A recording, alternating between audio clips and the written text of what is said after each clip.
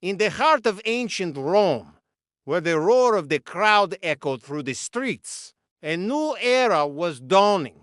The rise of Julius Caesar would forever change the course of history. But before his name became legend, the arena was where glory was won and lost. Picture this: the Colosseum, a colossal structure of stone and sweat, where gladiators fought not just for their lives, but for the very soul of Rome. These warriors, drawn from every corner of the empire, were more than mere entertainers.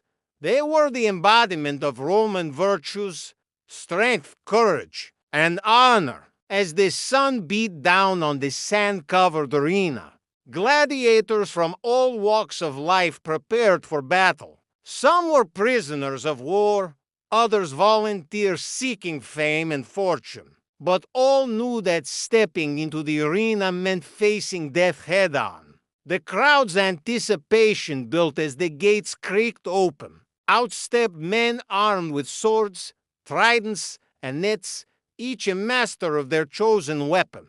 The clash of steel rang out, accompanied by the gasps and cheers of thousands. These were not just fights.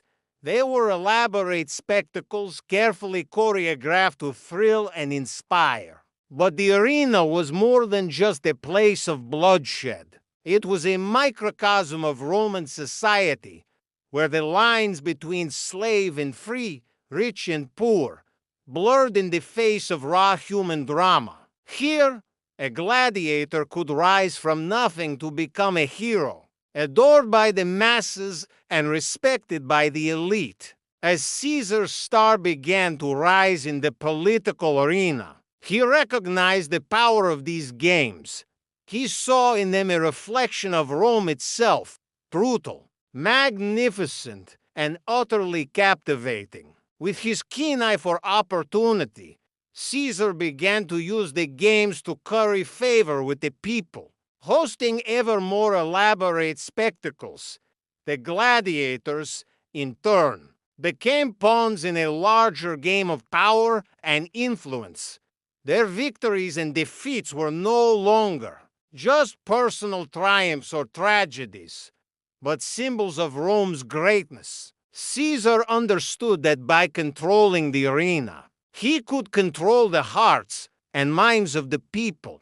Yet even as the games grew in scale and splendor, whispers of change were in the air. Some began to question the morality of such blood sports, while others saw them as a vital part of Roman identity. The arena became a battleground not just for gladiators, but for competing visions of what Rome should be. As Caesar's influence grew, so too did the ambition of the games. No longer content with simple sword fights, he introduced exotic animals, elaborate sets, and even mock naval battles. The arena became a stage for Caesar's grand ambitions, a place where he could showcase his power and generosity to all of Rome. But with great spectacle came great risk. The more Caesar invested in the games, the more he tied his fate to that of the arena. Every roar of approval from the crowd was a testament to his growing popularity, but also a reminder of how quickly that favor could turn. In the end, it was not in the arena, but in the Senate that Caesar met his fate.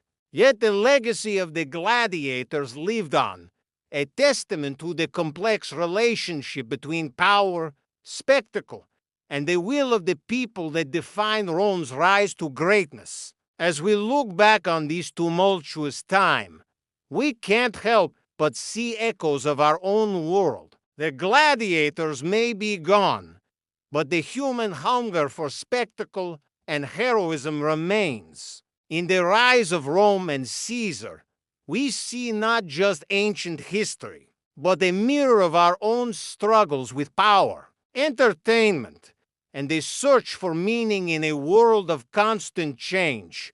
The arena may have fallen, silent, but its lessons echo through the ages. It reminds us that even in the face of overwhelming odds, the human spirit can triumph. That in the clash of steel and the roar of the crowd, we find not just entertainment, but a reflection of our deepest hopes and fears. So the next time you hear tales of ancient Rome, remember the gladiators who fought and died in the arena. Their stories, intertwined with the rise of Caesar and the empire itself, are more than just tales of long-ago battles. They are a window into the very soul of a civilization that shaped our world and continue to captivate our imaginations to this day.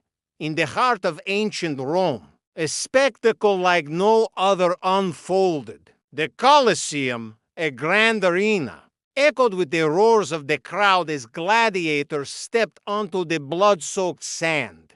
These warriors, trained to fight and die for entertainment, were the ultimate symbols of Roman power and brutality.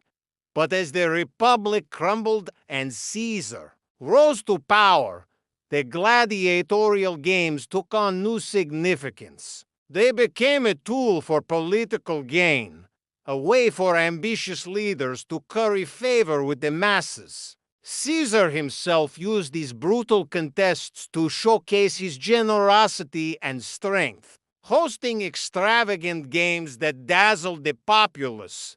As Rome's influence grew, so did the scale of these deadly performances. Exotic animals from far-flung corners of the empire were pitted against skilled fighters, creating spectacles that would be remembered for generations. The arena became a microcosm of Rome's expanding world, a place where life and death hung in the balance, and the glory of the empire was on full display.